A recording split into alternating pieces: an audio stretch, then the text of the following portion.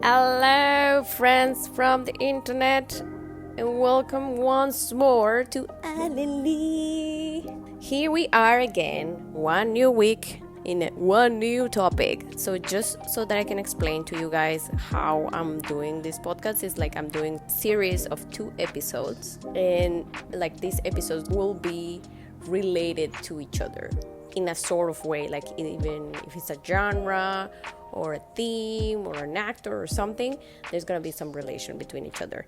But yes, so welcome back, guys. So today, this week, we're gonna talk about my movie, one of my favorite movies that is really cool about rock stars, and it's called The Dirt from Netflix. This movie is like a really criticized for many things. So I will talk to you about it a little bit, give you a little resume and all that stuff. But yeah, first of all, disclaimer, I do not agree with their behavior and the horrible, unmoral things that the band did when they were like jumping into stardom. So to start talking about this movie, I will give you a quick resume of my own. I watched the movie recently so that you guys have an idea. Please be careful, it has spoilers alert. I will talk about some stuff that happened on the movie, so if you haven't watched it, try to watch it. So, here we go. The movie starts with Frank Carlton Ferrana Jr., who is living with his abusive mother and the numerous partners of this one. One day, he decides to get away from her by calling the cops on an incident.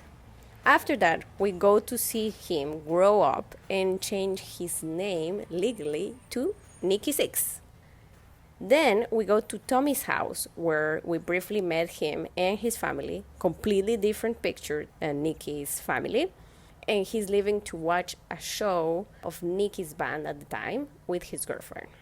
They go to dinner, and then he finds Nicky sitting on a booth where Tommy joins him later, and that's how they started the idea of the band. We start seeing the band being created with the cool arrival of Mickey Mars and when they go search for Vince Neil at a pool party where he was performing. They start rehearsing together, find the name of the band, and start doing their first performances where not many people were liking their old school style at first. But after a fight drops, the fans get into the sound and we see the band rise in popularity. With more people coming to see their shows, we then see how they meet the Elektra Records worker, done by Pete Davidson. The band starts going on tour, and then we have the scene where Ozzy Osbourne snorts and eats ants from the floor. Afterwards, they started explaining to us how crazy the crew was compared to other rock bands and how difficult it was to manage them. We start seeing them being completely excessive in all points and treating people with no respect without any big consequences happening to them.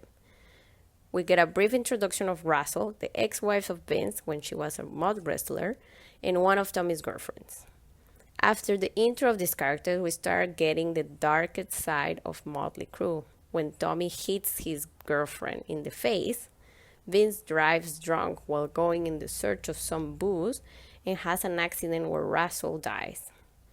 Vince gets sentenced to 30 days in jail, gets divorced, and then we see him get out of jail totally broke mentally. Then we see how Nicky falls into addiction and loses himself, making his bandmates hate him. Nicky reaches rock bottom when it actually dies for a few minutes and then gets reanimated.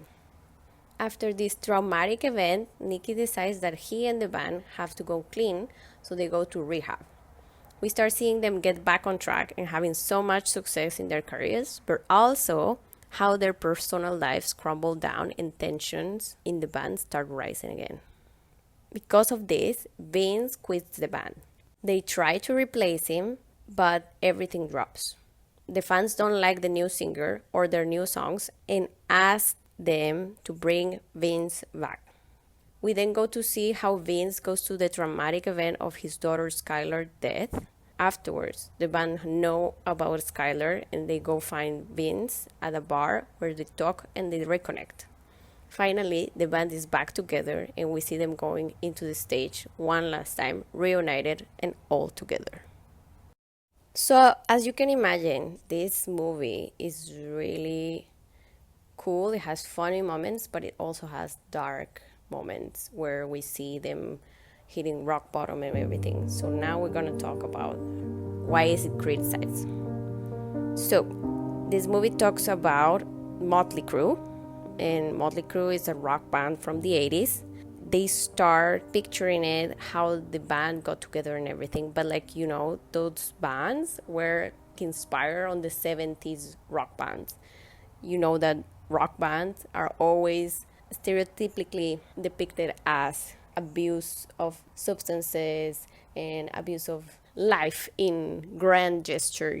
So that's how we see this movie, how the integrants from this group got from like a normal teenage life to get like really rock stars in the bad sense of the word.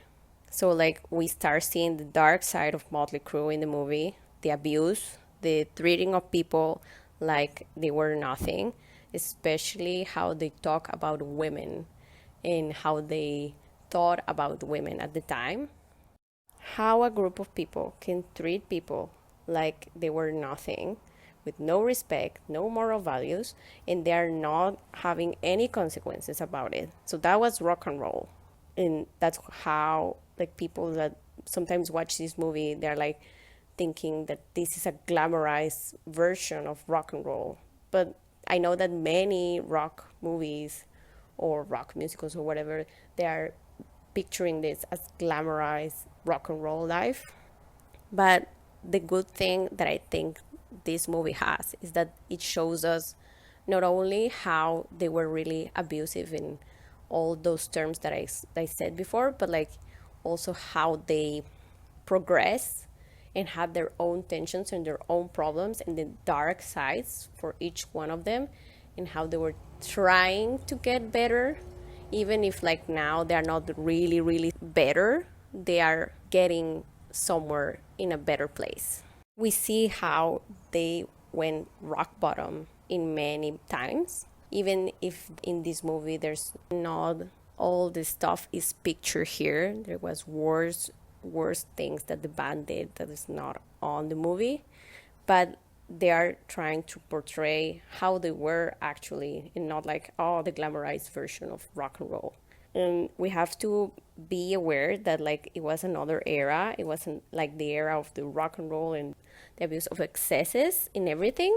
And that's how they were like trying to portray themselves, because that's how they were like saying that that's a successful rock band.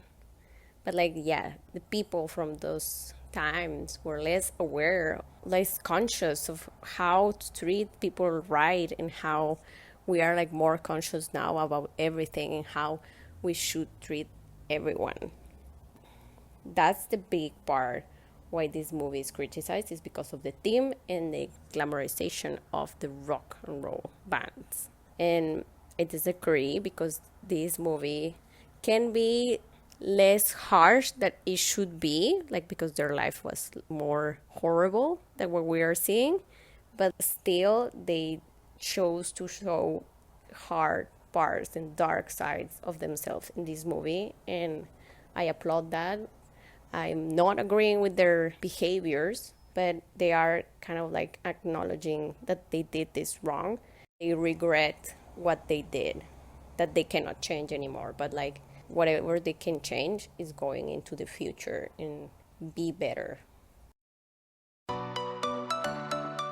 Now, let's talk about little things about the movie. So, the movie was premiered in March 2019, but the weird thing is like the movie was in the works since 2003. This movie was based on the actual book from Motley Crue that is also called The Dirt. I think it was released in the 2000s. So this movie was like in the works since that book was released. So Paramount had the rights to create this movie at the time. Then it passed to Focus Features and nothing happened. Like it happened from years that this movie was just sitting there. And then it only happened until Netflix picked it up in 2017 that they started filming the movie and really like getting in the light. So the Motley Crue band were saying that after the movie, they got so much new fans. So I don't know if you have seen this, for example, on Drive to Survive or stuff like that, how these really well done Netflix docu-series or movies are like attracting new and young people to be fans of this sport or these things. So the same happened here with the movie. They attracted new young fans. They watched the movie. They never heard of Motley Crue before. And after the movie, they just jump into stardom again. And like there were so many people there. So because they got so many fans, they were planning on going on tour so that they can really like give them what they want, give the fans what they want, you know? They went on tour afterwards with Def Leppard and someone else. It was really insane how Motley Crue got back into the stardom.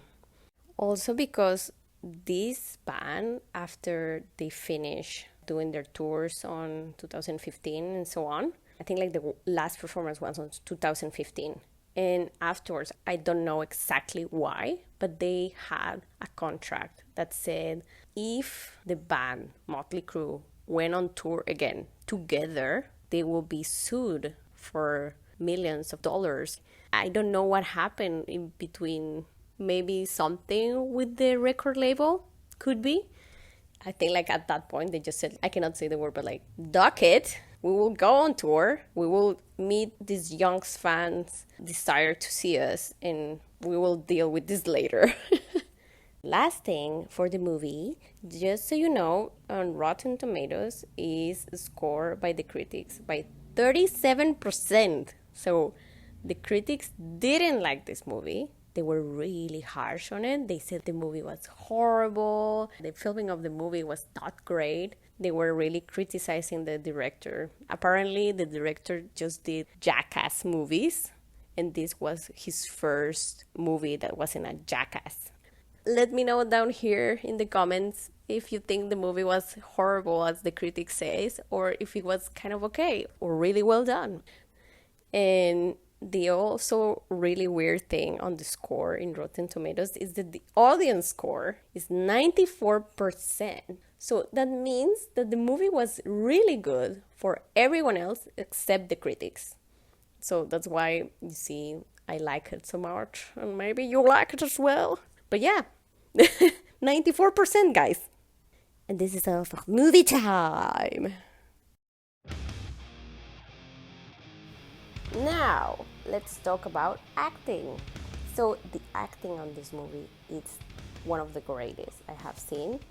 They really have actors that really care about the characterization of these people and how to get them real, and how to, if we see them, we're like, oh, we're seeing the actual person.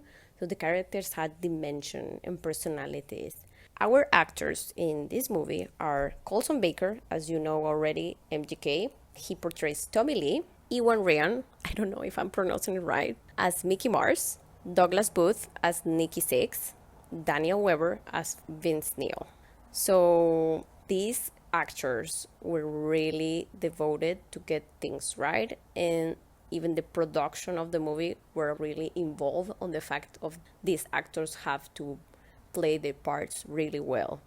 I was reading an interview with Douglas, and he said that he, for the movie, had met with Nicky Six, the bassist of the band, and shared that the man he met was completely different from the man he had to portray in the movie, because the Nicky that he was meeting was the old Nicky that's not young and like crazy as before, but it was more calm and kind. So like he did change a lot. Nicky was a great person for Douglas to meet and to know how he was. He gave Douglas a lot of pinpoints and a lot of tutorials for knowing how to play the guitar right and how to play the bass right for the songs. Also, like the actor said, that he was mimicking him and mimic his mannerisms and how he walked, how he talked, how he looked and everything, this way of this person. And he said he had really great material to work with because he had a lot of videos, and he also Nikki sent the tutorials for him, so he could have like a lot to play on and see how he moved and how he was him, how Nikki was him. Also, like as I said before, the production on Netflix provided the actors with musicians. So each actor had musicians go live with them for 2 weeks, and 2 weeks straight, they have every day practice with these musicians so that they can teach him how to play the instrument that they were playing, how they should hold the guitar or the sticks for the battery, sorry, battery, sorry. But yeah, these musicians were pinpoint to each actor 2 weeks. It was really good for them so that they can actually know how to play it.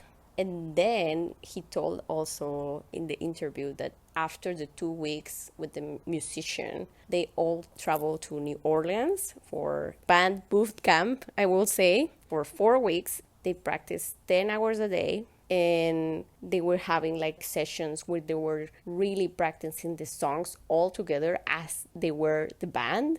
And they had the input from Nikki and Tommy that they were going there and seeing them play and how do you hold this? Is it better to do this or do that? But they were really good at what they were doing. The actors were phenomenal on this. One thing that Douglas said also on the interview is that one of the hardest things to portray Nikki, it was when he was inebriated. The thing is, they were all having to be the person that they were portraying, so each actor had to play perfectly this group, this band was at the time. And the main thing that they have to nail was that Douglas, the main actor for Nikki Sixx, he had to really play well Nikki. If he just didn't nail it, the movie will not be successful and it will be completely different. So he said like the hardest thing was not portraying Nikki when he was on a concert or when he was okay outside having fun, but when he was inebriated was the hard part portray of Nikki, because as you see, like Nikki had some really dark times in the movie, well, not in the movie but in his real life, and he had to portray those parts. And he said like it was so hard because I had to really dig up some dark times of himself, and he had to be like in a really bad headspace to portray that right. But like at the end, all that paid off because like even Nikki and Tommy said, dude, this is so weird. We're looking at ourselves singing and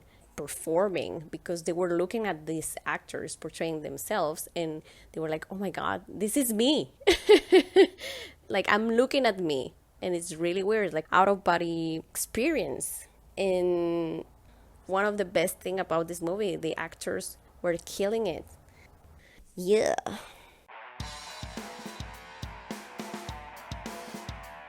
Now let's talk about a little bit of the songs on the movie. So this movie is about a rock band. So if you haven't heard about Motley Crue, I suggest you go and pick some songs from the album and listen to it. They have really good songs, and I really like it because it's really, we will call old school rock, even if that term is not right.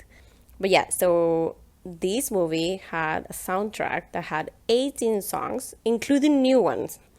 The soundtrack was made with main songs from Motley Crue, but the band, during the filming of the movie, they created new songs because they were so inspired by that time, by the filming and everything, that they just got like 3 new songs.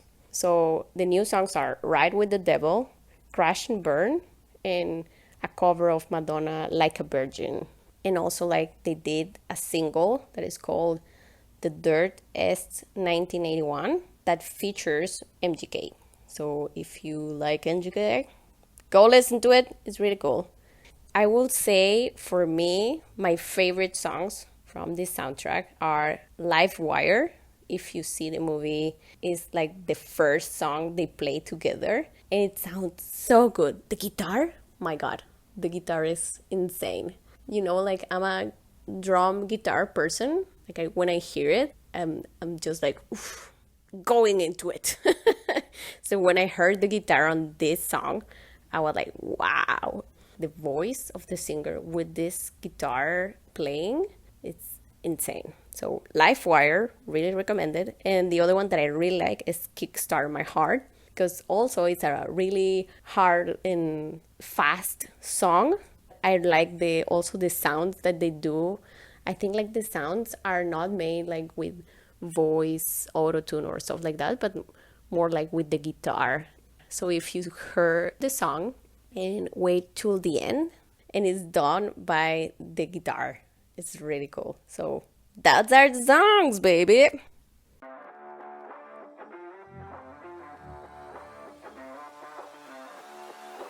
And now for the final part, let's talk about some fun facts on the movie. So, first of all, we have an improvised thing that happened while filming the movie. The part, if you see the movie, where Nikki, also Douglas, the actor, breaks a table during Tommy's wedding is like completely improvised. Apparently, the actor that was playing Nikki, he only needed to stand up, be a little bit wonky, look like inebriated, and walk with Tommy. And afterwards, we see like in the movie, he actually just stands up and kind of like tries to place his hand on the table, but the table was like a glass table. And he broke it. That was actually the actor that unintentionally broke it, and it was really funny to see. And second fun fact is about MGK. So if you know about Machine Gun Kelly, that probably for now you know, he is covering tattoos, right, of himself. So, so like has a big MGK on his chest and all this stuff. But for the movie, because he was portraying Tommy Lee, he had to be covered on body paint makeup to cover all his tattoos. So cover all of them. Then afterwards, because Tommy Lee has tattoos of himself, they have to put the tattoos exactly in the same place that Tommy Lee has them, the exact same tattoos that Tommy Lee has in MGK. He's a really heavily tattooed dude. So I cannot imagine the time it took just to paint his body. Third fun fact. The actors actually learn how to play the songs of Motley Crue. They learn properly how to play the song with the instrument, with the guitar, with everything. And they really play the songs to make them while performing, while filming. So that's amazing to know. Fourth and final fun fact. If you see it on the movie, you will see that the name of the band, it was proposed by Mick Mars. At the beginning, Motley Crue, Nikki was thinking, we should call the band Christmas, like X-Max. But no one liked it. And Mick Mars said, that's horrible. Let's not do that. But actually, Mick Mars proposed the name of the band.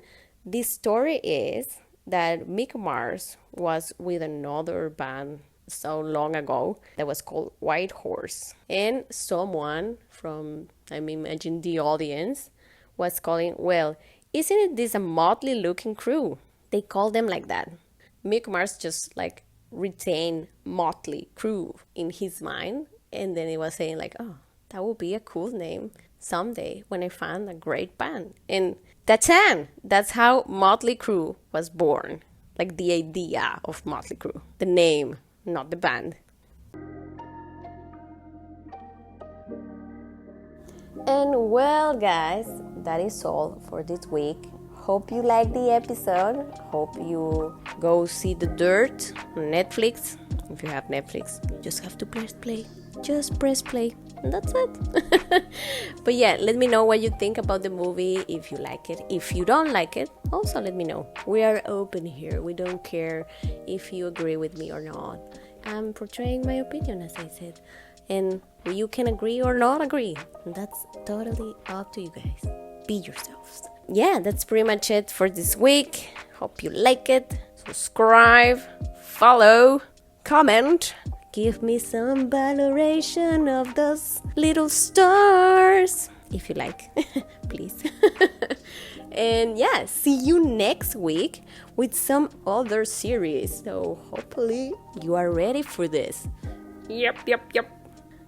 Bye, friends.